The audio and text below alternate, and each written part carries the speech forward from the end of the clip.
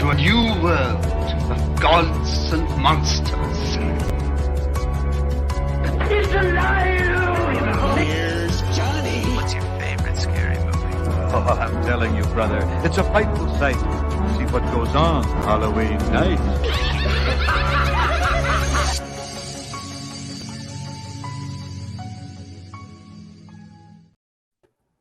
God damn it. Still does not put me at the bottom. He just wants me at the top. Hello, everybody. Welcome back to episode 20 of Why We Love Horror, where we're going to be talking two neo-Nazi movies, Green Room and Soft and Quiet. John, Melissa, how you doing today? Any day that I can just come talk about neo-Nazis, just in an environment, a welcoming environment is always a pleasure for me, right? Guys, right? It's good to see you both. I'm excited, I guess, to talk about these two movies, even though they were both hard to watch, one harder than the other. Very fair. Yes, let's get right into it with Green Room. Careful now.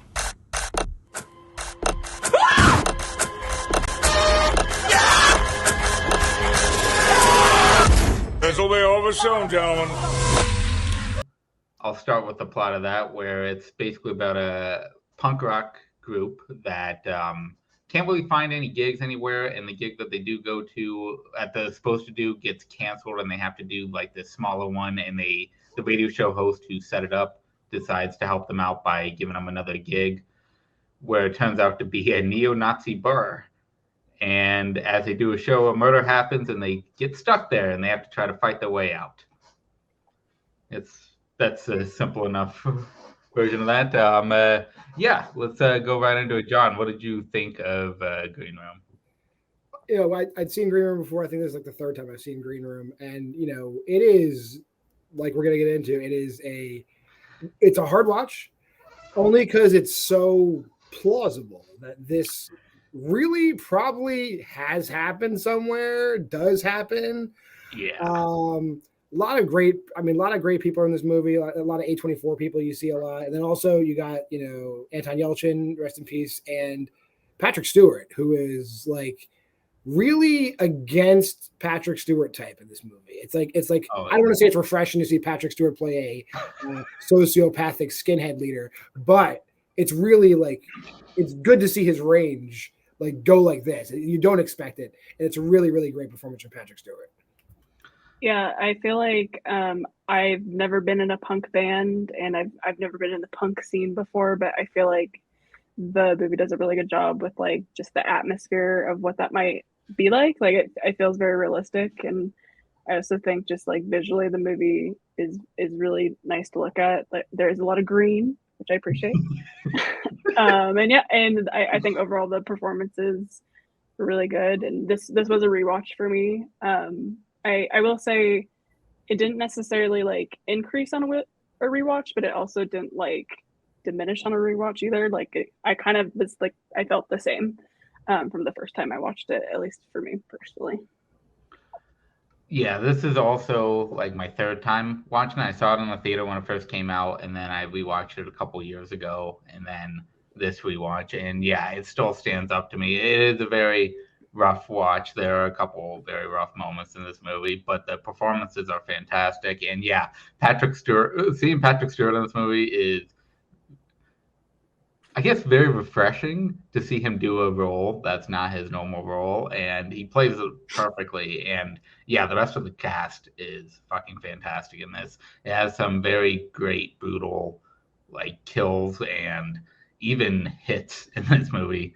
And yeah, it is very realistic, as John said, to where this probably has happened, and it can be relatable in that respect of just going, yeah, it potentially could happen to somebody going to one of these bars. I guess get stuck in this fucking atmosphere that they do. But yeah, let's get right into the spoilers of it.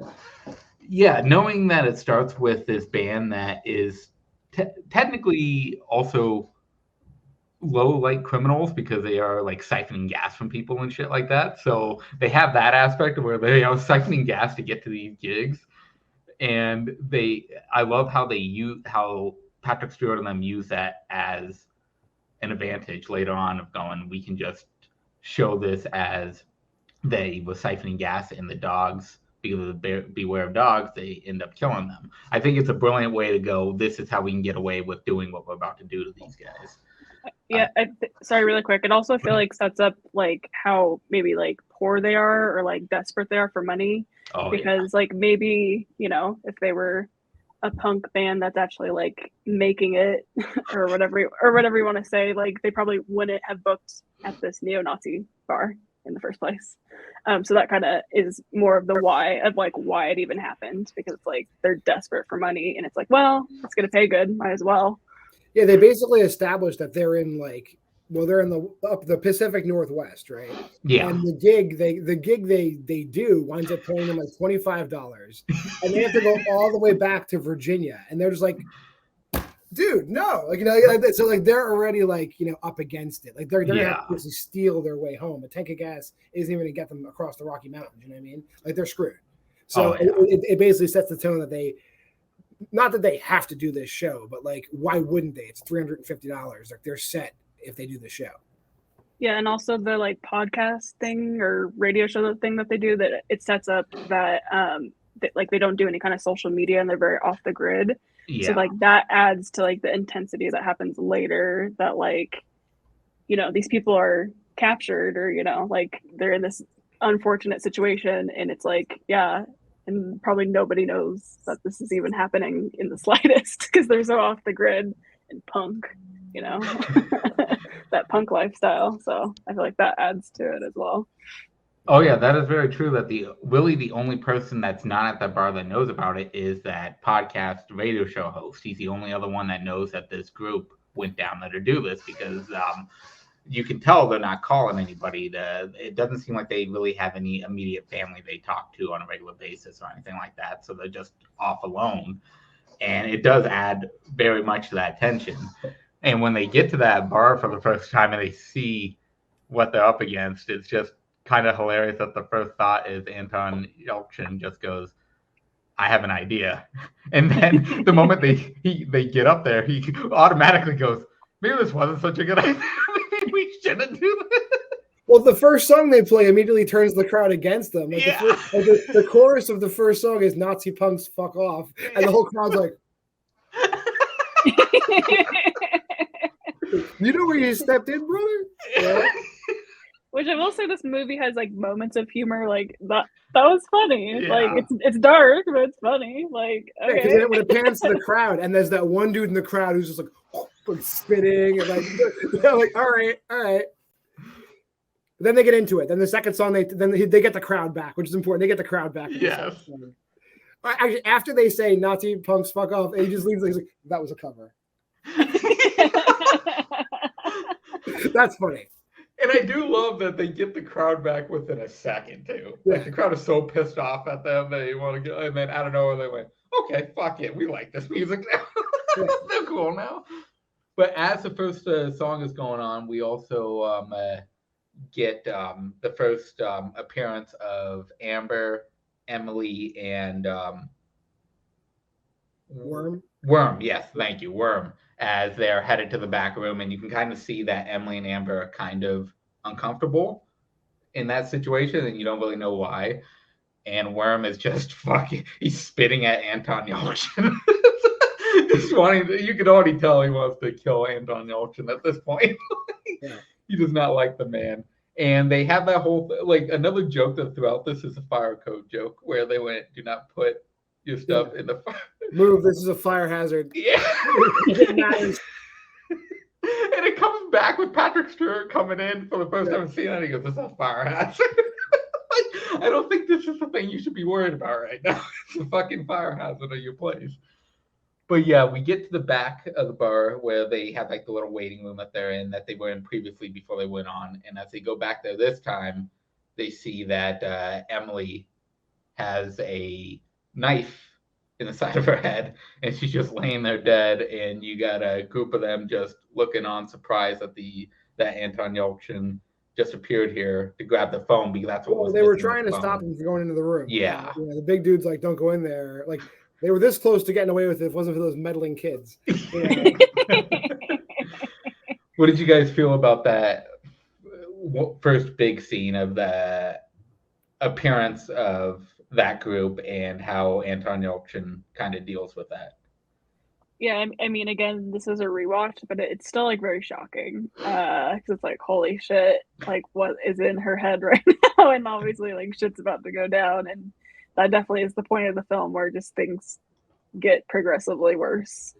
Yeah, the thing I caught on rewatch is literally like how organized the Nazis are. Like they have a contingency plan for when this happens. Like they know, like, you know, you go here, you go here, you go here, you get the phones. You do like the fact that they organize so quickly.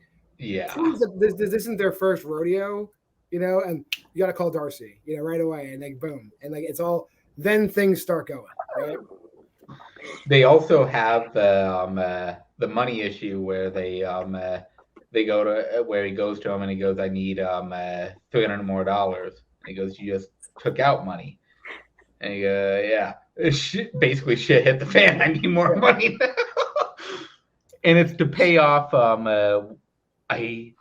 That's the name I keep forgetting. What is the dog guy's name? Clark. Thank you, Clark. He has the fucking vicious dogs, the vicious pit bull and shit that he's using. And he has like the tiers. He's like, you can get this dog for this. But if you want like a real killer, it's going to cost you like 10 grand a head. It's like, well, slow down. Let's just... Now I imagine the 10, like what the actual first tier did. Now I imagine what the fucking $10,000 tier would have done for them. Like shit. Because and dogs that are used as weapons, I just don't understand, obviously.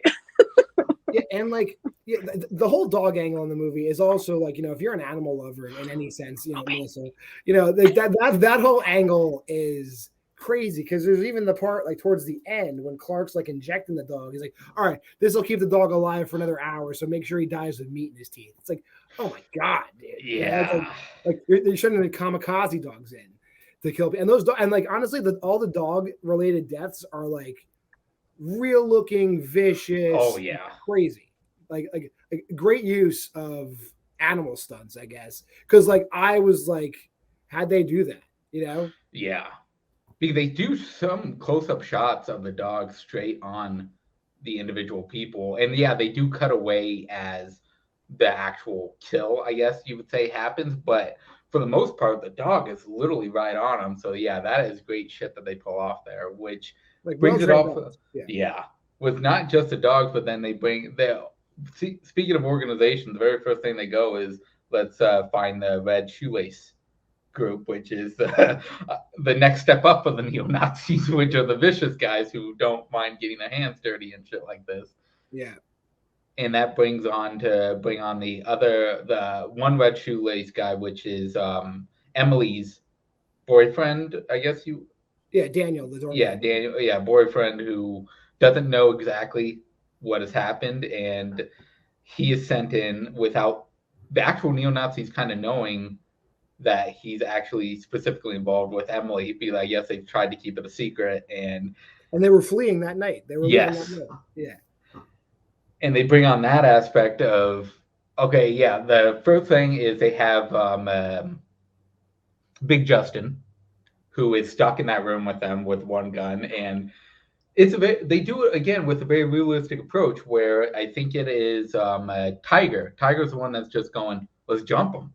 Because there's enough of him, he goes, he's got some bullets, but he may be getting one of us. He ain't getting all of us.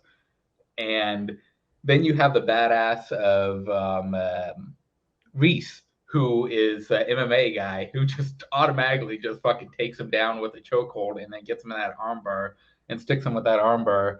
And they kind of use that, they try to use that to an advantage throughout the first half of this movie of just going, we have your bouncer guy. We don't want you doing anything. And automatically, I just love that with Patrick Stewart arriving in this, and the first thing he goes is going, there's an unregistered weapon, so we need to get this out of there. Yeah, like just the whole like slow burn kind of con, like, you know, okay, like we know these are bad guys, right? Like we know their agenda, but like everyone's holding out hope, and there's a lot of tension. It's like, okay, I guess give them the gun. Like we're screwed either way, right? Yeah. And then it continues to go downhill from there. And like that first gun scene too is even like you can, especially with Anton Yelchin, the way he plays it so brilliantly is that he's starting to cry and he goes, "We're keeping the bullets," because he knows that's not making any sense anyway. The what he's saying, because he knows he probably had bullets there, but that's the only way he can try to keep control of the situation. And then you have it to where Amber is looking through the bottom grate to see who's there. And as Anton Yelchin opens that door to give him to drop the gun out, to throw the gun out, she notices that the red shoelace guy's on the fucking left, and she tries to tell him to keep the gun.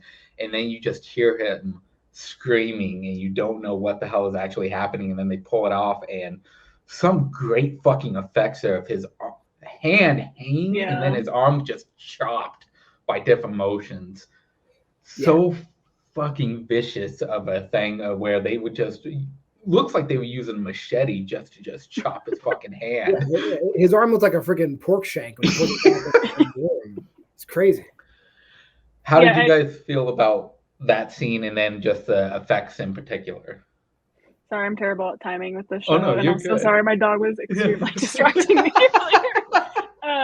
No, I feel like throughout this entire movie, when it comes to like the violence and the gore, I feel like it's like the perfect amount, and it's very effective. It feels never like gratuitous, like gruesome. I guess it feels brutal and intense, and it adds to the intensity of the film. And yeah, this is definitely, I think, the first, or I guess besides the murder, like this is like I guess the second like big kind of gory moment. But yeah, no, like his arm looks fucked up, like but it really works, and it's terrifying, and they fucking just duct tape that shit, and I was like, just know that's gotta burn. Taking that crap off, we don't get to see that. Maybe in the sequel when they get the duct tape taken off, we'll see. Yikes. But yeah, I think all the blood effects in this movie are like really like high level. Like for example, like when Emily's laying on the floor and they're like, well, maybe she's still alive. There isn't a lot of blood. Oh yeah. One pulls the knife. That's like, there's the blood. There it is. Yeah. That's a great effect. All like at the end, not that I'm going to just throw it and spoil the end, but the ending squib effects on Patrick Stewart. I don't know how they pulled off when he gets shot in the head. It looks so real, like really, like bravo to like I'm a big stunts and effects guy. Yeah, that looks incredible. The last scene looks incredible. I gotta say. Absolutely. We would definitely get to that because I got some thoughts on the Patrick Stewart death in that regard. But we get to where they decide that they're going to try to get out of there because they know that the Nazis are kind of getting their shit together and preparing shit. So they go, now's the time to fucking go. We know there's never going to be a great time for this, but let's just fucking try to take off and let's get out of here. And they start heading out, and it's Tiger who gets it first because the dog, Clark releases the dogs on him, and the dog just rips him apart in the neck. No chance. Yeah, just gone within a second. And then you have Reese who finds the door locked, and then he finds the window. And normally, in a normal situation like that, first thing you would do is look out the window, but he is so like distracted and so like fucking freaked out by everything going on that he just automatically just jumps out the It's window. also like a pebbled glass window that faces the ground. So he doesn't have a prayer. Like going out that window, he's done. They know he's coming out. He doesn't know who's there. Yeah. And his reaction to it is, oh shit, as he just gets chopped with another machete a few times, and then they just bring him on. And then it happens a little like it happens a little later where they are pulling him away, and Patrick Stewart asks him if he's still breathing, and they go, yeah, and he goes, just let him bleed out. It'll help with the timeline. We need the time of death to be as late as possible. And to know how long that man probably survived with those fucking hits in his back, just bleeding out, is fucking brutal. But yeah, they both basically the two, I guess you would say the two strongest of the group get taken out in that first scene, and you're left with Anton Yelchin. You're left with who we haven't talked about, Sam. Who's a guitarist, and then you're left with Amber, who they don't wholeheartedly trust quite yet in the situation, so they are put into a very shit situation where they go back to the fucking waiting room, and it's just those three left, and they're just now trying to figure out, okay, how the hell are we gonna? Oh, also the other thing I forgot to mention is when they are being attacked, they figure out that to get the dogs away, they can use the microphone to the feedback to actually get the dogs away. So they use that later on to their advantage. But yeah, they're all three stuck in there, and you now see that two of them are gone. And that's when Patrick Stewart is gonna send in the other two to try to help out, to try to clean this mess up. How did you guys feel about the second time that all three of them try to escape with using the shotgun and using that regard and having Daniel get taken out as well? I mean, the big thing about this movie is that there's no hope. You know, like it's not even like one of those movies where they even like let you have hope for a little bit. Like the brutality of Green Room is they don't even give you that. Like you don't even like get like, oh, like he doesn't even get to the shotgun, he gets shot in the face. Like he doesn't even make it. You know, it's like it's there. But and the Green Room just keeps hitting you. Like that's how well organized these dudes are. Like even down to the fact that we didn't mention like the perpetrators of the crime, Worm and his band, Cowcatcher, Darcy sends them with a present. He gives them like heroin. Oh yes. And he makes sure that the stamp on the heroin is from like a black gang, so that when they overdose, it's tied back to them. Like every detail in his plan is like he's done it before, Yeah. Melissa, what did you feel about that whole situation? Just to clarify, are we talking about the scene where Sam dies? Yeah, to lead up of Sam and Sam dying as well. Yeah. Okay, because I guess just to talk about that, it sucked. I didn't want her to die. I was really upset. Yeah.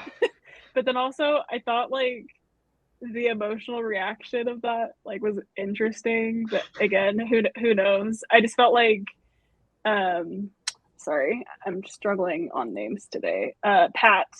I felt like Pat was just like, no, Sam. And then they were like back. And then they were just like back in the room again. I was like, they didn't even like attempt to try to get her. But at the same time, like John was just saying, like, it's so hopeless. Like they probably shouldn't have even tried. But it just, the cutting of that particular scene, like on a rewatch felt weird. Like I just felt like it was very like quick. It's like purposeful chaos because they go out and like at that point, it's kind of like when the Nazis now are pressed for time, so they're allowed to shoot at them now. So they just walk out into like a hail of bullets. Yeah, and Amber gets shot. And they still release the dogs. It was like it's like utterly hopeless. There's no way out.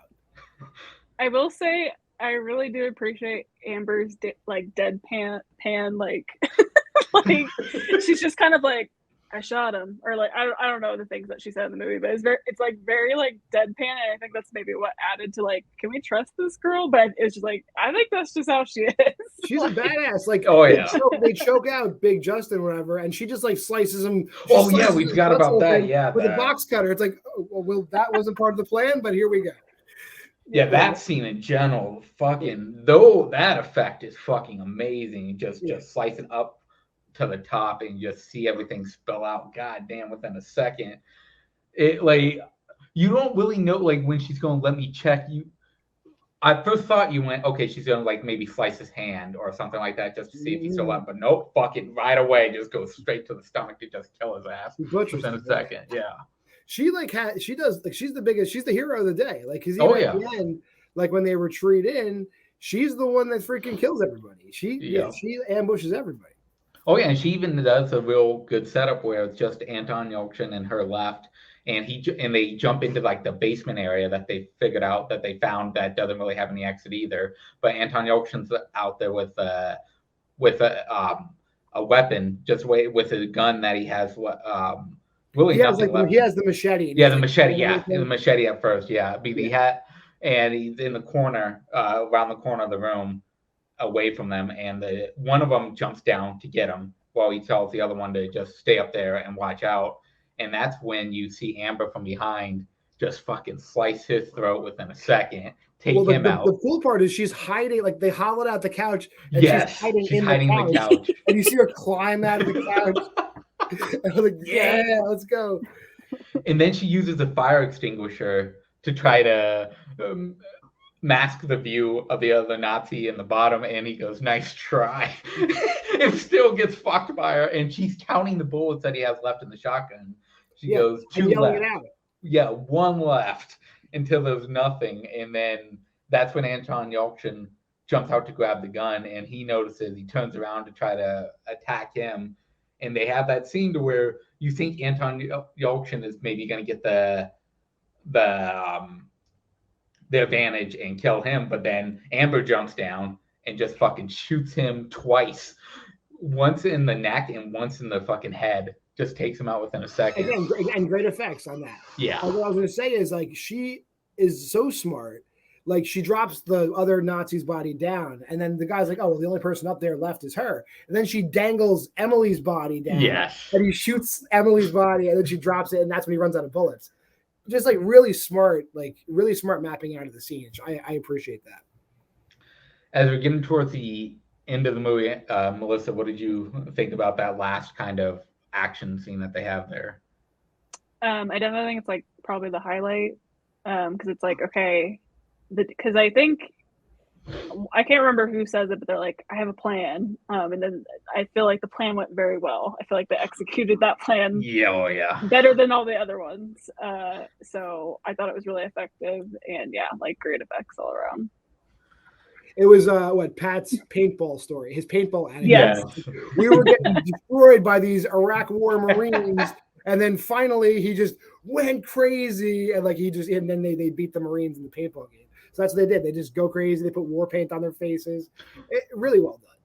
Yeah, absolutely. And then we get towards the end here where Amber and Pat, Anton Yelchin, escape through the door, and they have is his name Gabe? Gabe, yes. Gabe as a hostage, and Gabe is basically just going, I'll turn myself into the police. He doesn't, like, you can tell throughout this that he's kind of uncomfortable with everything that's kind of happening here, how far they're going, and he didn't want to go that far. And he just earned his laces. Nazis were sorry. Gabe turning on you after earning his red laces. I know, right? Really a blow to the community when he turns on you. The only thing he wants to do is turn himself in. He doesn't want to die for sure. So he leads them out. He leads them out there, and Anton Yelchin basically tells him to just keep going until he gets to the station to turn himself in, and then Amber basically tells him, you better turn yourself in or I'm coming after you. she is just fucking vicious from that fucking start. And she decides to go with Anton Yelchin as they go towards the van, towards Patrick Stewart, Clark, and then the last remaining red shoelace Nazi to try to just finish him off. And it's funny because Amber knows what they're going to be doing when they go there. And Anton Yelchin is kind of like, he's still kind of halfway in where he doesn't really know why he's going towards them or what he's planning on doing. He just wants to go in that direction, try to kind of face him, but he doesn't know kind of what he wants to. She's in charge. Do with it. She's Yeah. even like, I got the shotgun. I've seen you pump a shotgun. You suck. Shotgun's mine. You hold this gun. Yeah, like she's in charge. And they do it again. They plan it out so well because he goes around to the front of the driver's side of the van and puts a gun on the one remaining with the shoelace Nazi, and she goes straight to Clark and the dog, and she tells him to tie up the dog and for them to start walking basically towards the other crime scene they're kind of setting up, which is the van and everything like that. And you see Patrick Stewart there. So what did you guys feel towards this ending here of this last hurrah of Patrick Stewart and his remaining guys? To be honest, I think just like why I'm staying quiet a lot during this conversation is like, even though this is the second time I watched this movie, it's like I don't really remember a lot of it. I think it's because I'm like so stressed out watching it that like my body and mind like forgets what I just watched. But I do remember, like, I don't feel like the ending was like super strong, and I think just like overall, I wish Patrick Stewart was utilized a bit more. I feel like he's kind of underutilized in this movie, because I do think the moments that we do get him, like, he's great. Like, I think his performance is awesome, and like he has this like very soft spoken voice that really comes off like menacing and chilling. So I wish he was used a bit more, and I apologize. I wish I just remembered things more. Oh no, you're good. I've had that That's happen as fine. well. I think in that final scene, we kind of get one of the last jokes too, like where like they've set the stage, like they were gonna have all the band members' dead bodies there, and it would look like they were trying to siphon gas, and the dogs attacked them, or whatever, and they would have made it look, you can't shoot him because if you shoot him, we're gonna dig the bullets out of him, we're gonna make it look like dog bites all over their body. But then Anton Yelchin, Pat just walks up to the gas tank, he's like, I wouldn't stick a cloth, and there's this, like he pulls the friggin' he critiques the siphon and pulls it out of the van, which is great, and then then it just leads to them getting their revenge on those guys. And I will say the Patrick Stewart death kind of cracked me up, because Patrick Stewart, fucking greatest fucking moment. He just automatically goes, turns around and just starts like not just walking, but like fast walking away.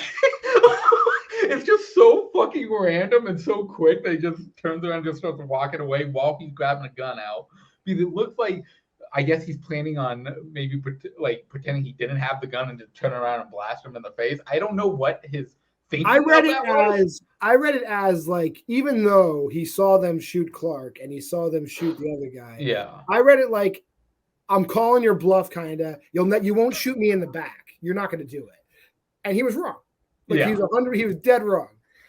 Because like he gets shot a couple times, then he pulls his gun out, turns around, boom, and like that's it. Fantastic. And they fucking in the Nazi rain, and then you see the poor last pit bull walking towards his owner, and it's just there, and you definitely feel for the dogs, because you know that they weren't like they were trained for this by Clark. They were probably beaten, they were done whatever they could to be trained for this, so of course you don't want the dogs to die. Like, they are fucking vicious as shit when they're killing these people, but it's not their fault. It's they're fucking still dogs, and it's Clark's fault all the way. They love Clark. And that's the fucking ending of Green Room, which the ending is where they have the recurring joke where Pat won't decide what band, if he was stranded on Desert Island, what band would he listen to? And right when he's about to give his answer, fade to black. Like, okay, all right. So they get to one more time. Green Room's great. So let's get to actually, before we do that, do you guys have anything more that you wanted to mention that we haven't actually brought up for Green Room that we may have missed? What's your Desert Island band? Oh, I gotta go with Hall & Oates. I mean, those guys rock. That's me. Oh yeah. I gotta go Queen. Queen is the one band I can do over and over again. How about you, Melissa? Pink Floyd, of course. Pink Floyd. Oh. Yeah, that's my favorite. But yeah, I guess that's all I wanted to ask. That's perfect. Let's jump into our actual ratings of this, as we do with VHS tapes. Let's start with Melissa. Melissa, what did you rate Green Room 0 out of 5 VHS tapes? Yeah, I know I didn't contribute much to the conversation, but I actually really do like this movie. I'll give it 4 VHS tapes. Oh, yeah. I feel like this is just a really it's a very intense experience. It's not an easy watch, but it's still it's like a good thriller. It's simple in regards to the story for the most part. But I think the gory scenes that do happen are effective, and I think the whole movie is very effective. And it's very anxiety inducing that I don't remember much about it, but I really wish I saw this in theaters. I feel like this would have probably been a really good theater experience, because I would imagine people were probably like, on different scenes. But yeah, no, I think this is a great movie. I think they should have used Patrick Stewart more though. That's completely fair. And I guess I will go next. I absolutely love this movie. I loved it when I saw it in the theater. I loved it on the couple rewatches I've done. I think Anton Yelchin, which we did lose at a very young age, is fucking incredible in this movie. I also think all the supporting cast does fucking incredible. Yeah, Patrick Stewart was definitely underused in this movie, but the scenes we do get him in, he's very menacing. He's very fucking great. I gave it 5 stars. I fucking absolutely love this movie. It's a great fucking movie. John, how about you? I'm right in the middle. I'm 4.5. And I will say, like, yeah, Patrick Stewart, I do wish you get more Patrick Stewart, but then I also would want them to overuse him because his, like, some of the lines he delivers are great. Like, it's like, I'm very hoarse. Can you hear me if I talk with this volume? Like, he's just like, he's like not yelling. He's yelling through the door, then he gets sick of yelling through the door, and he's like, I'm just going to talk like this. Is that okay? Like, how polite he is with his hostages is really great throughout the movie. But, like, I think movies like Green Room, where it's like a situation that could plausibly happen, like realistic violence. There's like, not that I have anything against supernatural movies or werewolves or zombies or anything like that, but like when there's like a realism and like a tightness to a movie, like I got, like, I'm in it. Like there's like The Sacrament last week. Like that's real. 4.5 straight up. Yeah. And that was Green Room. We're gonna move on to our next movie, Soft and Quiet. Oh my God.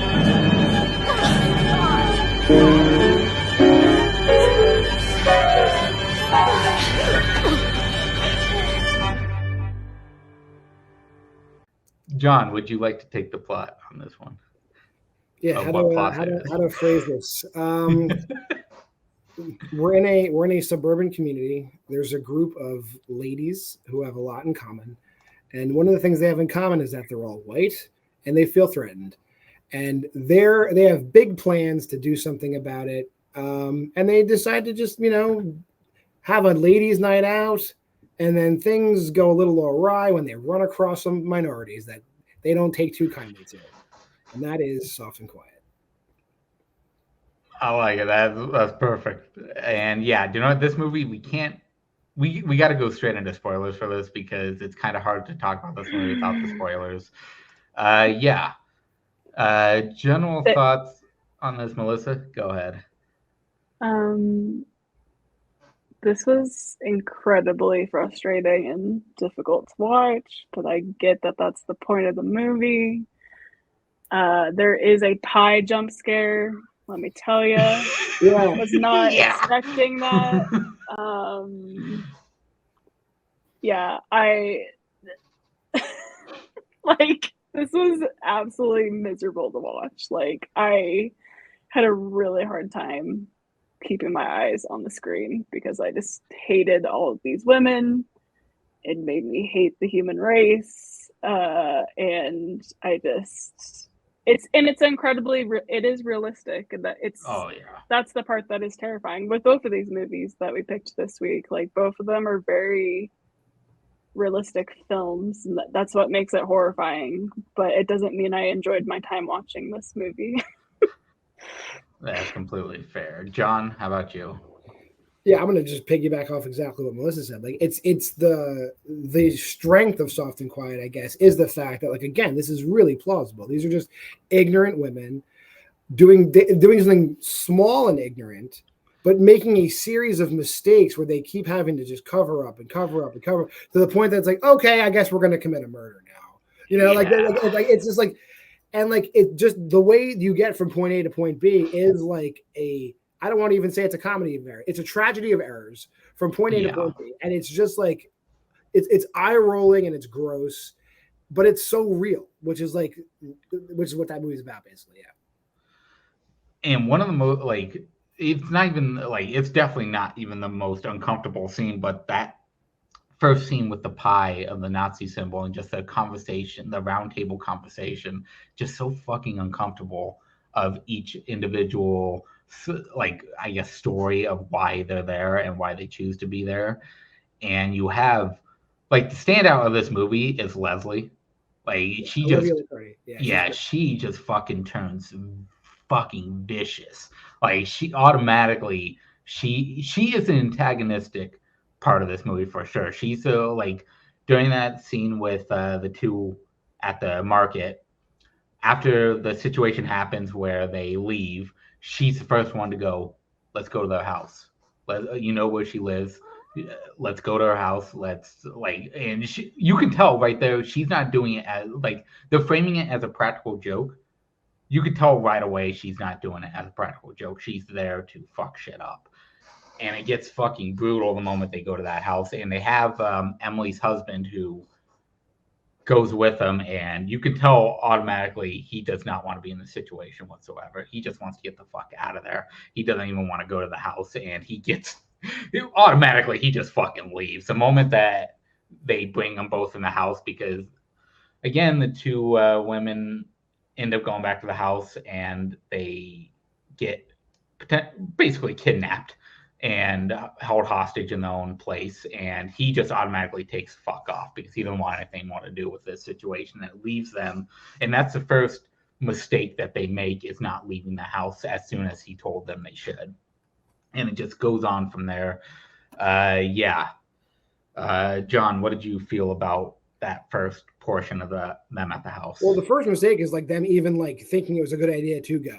Yeah, and it's kind of like that's the moment in the movie where you realize that like even like their whole group, like their whole plausibility of their group, they're all full of shit at that point. Yeah, because like they're basically saying like, oh, we are white women and we are beautiful and we are meant to hold our men up and like we are there to serve men. But the second he disagrees with her, he's like ripping him to shreds. Like, oh, you're not going to defend me. You're not going to defend your wife. And then, and she's just like ripping him down. She like browbeats him into like being an accomplice when they shouldn't have even gone. Like they already won. Like they made the lady pay like $300 for a $6 bottle of wine. Like you won. But they weren't. They couldn't leave well enough alone. Yeah. To go back to two things earlier in the movie. One, just that opening scene of them meeting. Yeah, it's incredibly uncomfortable. And it truly feels like internet trolls come to life, and like it's things that are like, I feel like it's typically things you might read or like hear about, but it's like really happening and you're hearing it, and it's a lot to process. You're like, holy shit. And then the scene at the liquor store or convenience store or whatever, I did find it really interesting when the two women come in that they kind of start harassing. Emily is actually kind of hiding at first, which I find really interesting. And then, once they use a certain word, then she goes to action. But I feel like initially she kind of cowered away, and we also find out that Emily's brother is in jail because of the rape of this woman, and it's beyond baffling that all of these women think that it's her fault or like that she's the problem in that situation. But it almost feels like with her hiding away, like, does she actually like believe that's what happened? Like why is she hiding away from this woman that she knows quote unquote put her brother in jail or prison or whatever? So I did find that interesting. Yeah, I think you bring up a good point there, that her hiding away is what John also said too, is that they're bullshit. Yeah, they're bullshit. Yeah, what they're speaking is not what they're actually, with the exception of Leslie. Leslie's really the only one that what she speaks, she fucking goes for. The rest of them are just like, yeah, we're going to talk all this talk, but we don't, like, when it comes to actual situational stuff like that, they don't want to go forward with it, or they don't want to go as fucking. It's not explicitly stated. It's not explicitly stated. Yeah. When Leslie's giving her backstory, she mentions being in prison and she was with people that set her right. So she obviously was with some Aryan sisterhood in prison, and that's why she's with this group on the outside. But like these, for lack of a better word, this group of Karens bring this like wild card into their group, and like Leslie's like Olivia Luccardi, who just kills it in like every role recently. And I'll come back to like Olivia Luccardi later, but like. They did not like they bit off more than they can chew, like giving her a green light, because everything that happens, every time it gets escalated, it's her. Yes. Yeah. 100%. Like when they're at the house, she is tying them up. She is doing the peanut and like the what else? But also feeding her with that. Like she's doing all of it. She's escalating the situation every single time, and the brutality of it is all her, and the rest of them, like Emily, is freaking out every time a new situation happens. She's freaking out more and more, and then Emily calls Leslie out and Yeah. basically says, like, you're the reason this is happening. And Leslie just like shuts her right down. And then Emily's like, you know what? You're right. I'm sorry. It's like, you're going to model my clothes. You're going to model my clothes. Oh yeah, they're modeling the clothes. Oh my god. The escalation of the clothes thing is fucking like. Yeah, the fact that she keeps coming back like you're beautiful, you're gonna model my clothes. Right? Yeah. Like, it's like, okay, sure. I promise I'll model your clothes. Yeah. I'm supposed to get out of this. And Marjorie is like the new person of the group that is basically wanting just to drink her problems away during this whole situation and just wear some wine. Let's just get like she's throwing up shit. And then you just see Leslie just go, just drink more wine while you're at it while they're taking care of the thing. Like she just does not give a fuck about her either. And then you have Kim, who is the shop owner and is the one that brings the gun with them. And she is kind of half in and half out of the situation where she is kind of with Leslie, where she is escalating the situation, but at the same time, she's trying to like, she starts thinking of, she's the first one really to think of her actions of just going, I don't want to lose my kids. Like she's starting to see that there's going to be consequences what they're fucking doing here. And she's the first one to kind of notice that and kind of going, I don't know if we should be going this far, because she doesn't want to lose. Like she's not thinking of it any good reason. She's thinking of her kids. Like she's not thinking of it of like she doesn't want to torture these women. It's more about her and herself. And yeah, you just see the reactions of the house and how that escalates to them not only tying them up, but then having the peanut allergy of the sister and all that. And that's the next escalation point. What did you guys think of that scene in general? Terrible. It goes from terrible to whatever's beyond terrible, because the person who goes to get the EpiPen to save Lily's life is freaking Leslie, and she just like saunters up, like, guess it's too late, and just throws it. Like, Jesus, like she went in with a plan. Like, she obviously to her, she's been indoctrinated that these people are subhuman. So like, it's not really like killing somebody to her. Yeah. And like again, and then when the next escalation is when she's like, well, no, if we want people to believe that that men did this, we need to make this look like a rape. Yeah. It escalates even more, So it's just it gets just crazy. Like it keeps one-upping itself all the way to the end. Mm-hmm. And let's cut to her suffocating the next, or trying to suffocate the next person, the other sister, and then them basically covering them up in the bag and then taking them out to the car, where you see them still, like, at that point, Emily is really freaking out, and that's when Leslie's like telling her to get her shit together. And that's the big moment of her going, you're gonna model my fucking clothes, while they're in the car. God. Jesus Let Christ. it go. Yeah, like shit, at this point, it's beyond the fucking clothes. Leave it the fuck alone. But yeah, they get to the car, and they're gonna be dumping the bodies in a lake. I guess, is it a lake, you would say? Yeah, it's like a lake. Yeah, I think so. Yeah. So yeah, we'll get into the car moment where they're driving, and you just see the camera stuck on the bodies in the bag while you're hearing the conversations going on throughout. So you kind of know that something, like, one of them's got to be alive in there. Yeah, you see the bag moving, like the hands in the bag, and like you see the bags moving a little bit, so you know she's alive. So you know it's either going to go one of two ways: either they're just going to like keep being stupid and not even realize she's alive, or they're going to realize she's alive and they're going to like one up it again and like bludgeon her or something. But you don't know what's going to happen.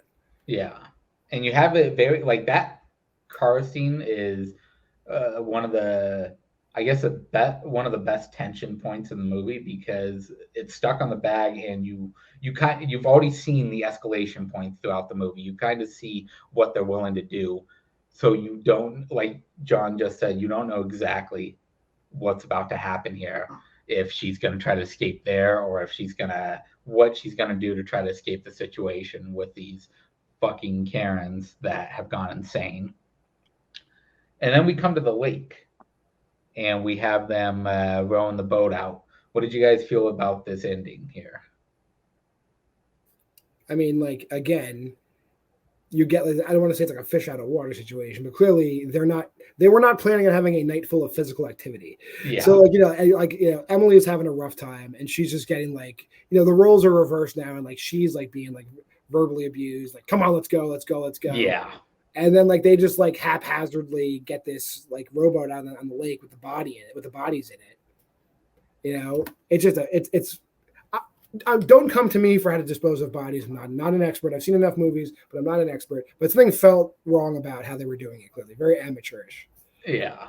It also didn't feel believable that these women were able to like carry these bodies. They add like cans to the bags too. Like that just was very unrealistic and annoying to me. I just don't foresee them actually like being able to like carry it and like push it over the edge. But I mean, I guess it's cool that she like gets dumped and comes to the surface. But again, I did not like this movie, so I didn't like this ending really. But I mean, yeah. The one thing I don't like about the movie is the ending. Only because, like, in movies like this, in Green Room, you kind of get the resolution, like, okay, here the Nazis get what's coming to them. Yeah. Whatever. In this movie, I guess they're gonna get what's coming to them, maybe. But like, you kind of want to go one way or the other. You want to go like the good guys win, or you want to go full Eden Lake. Yeah. Like and they just cop out and don't do either one. Yeah, they end it with her jumping, basically coming out of the water and breathing, and then it just ends.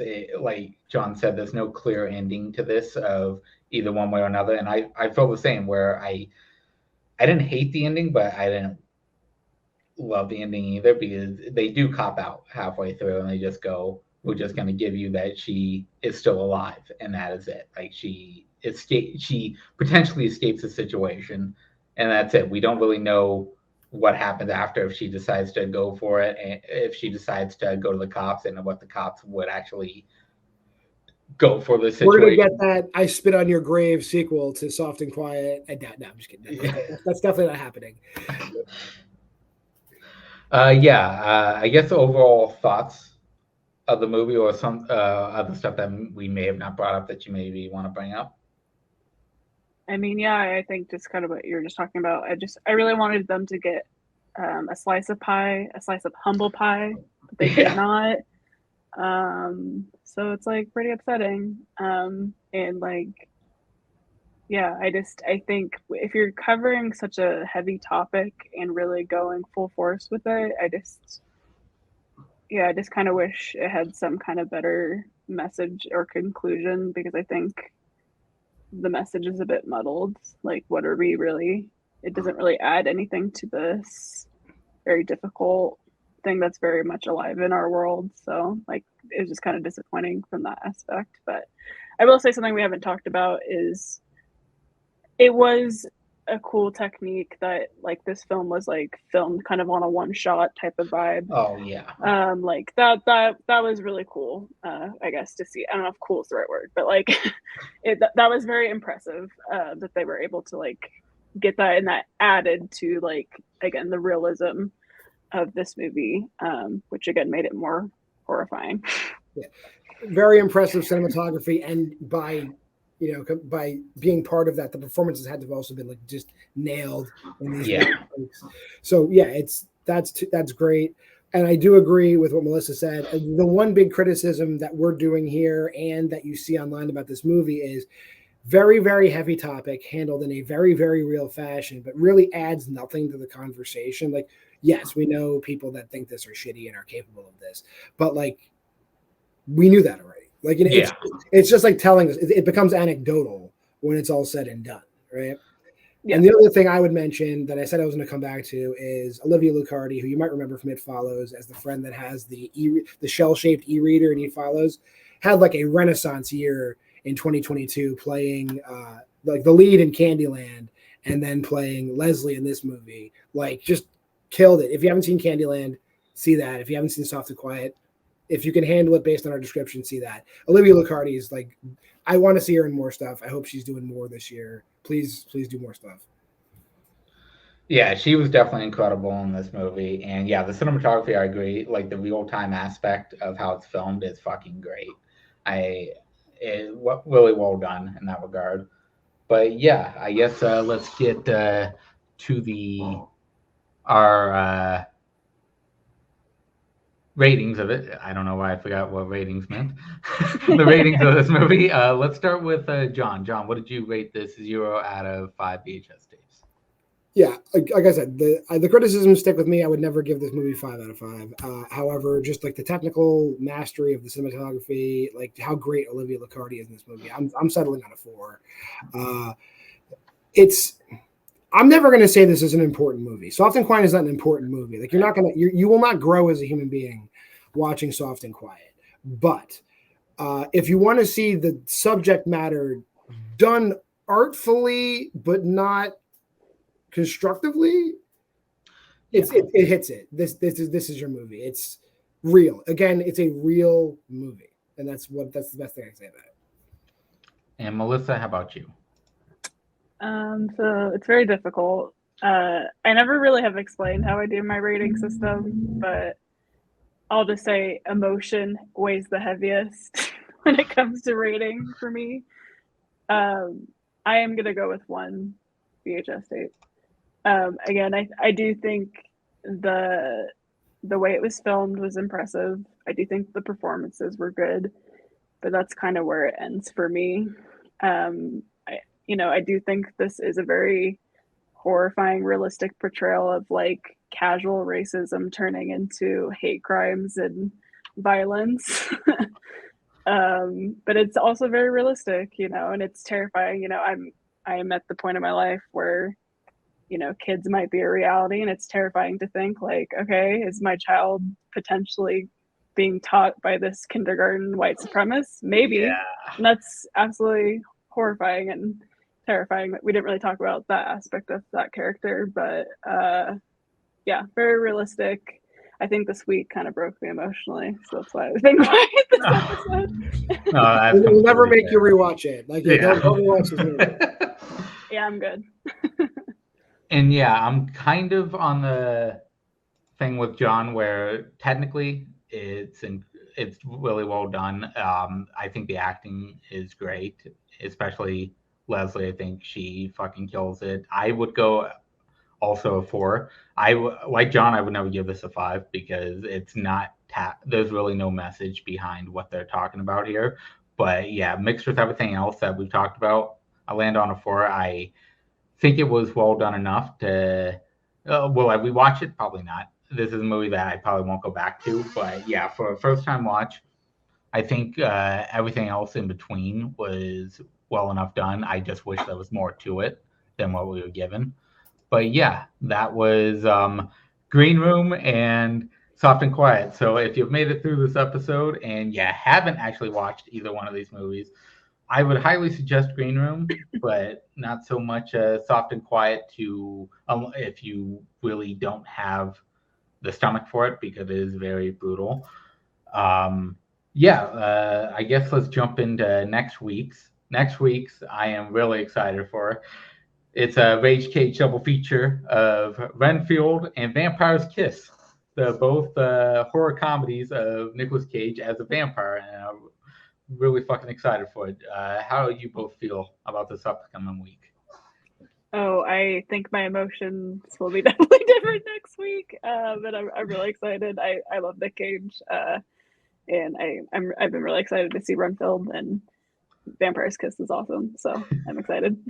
I am 100% all in on Nicholas Hoult playing exasperated white male characters.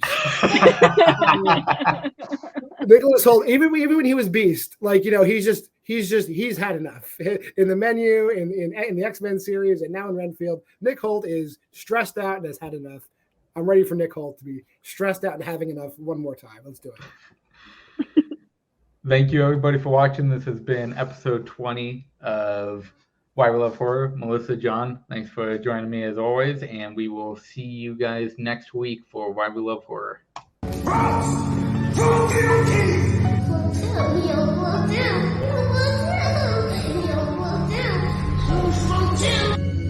she wouldn't even harm a fly. Hurry back. Be sure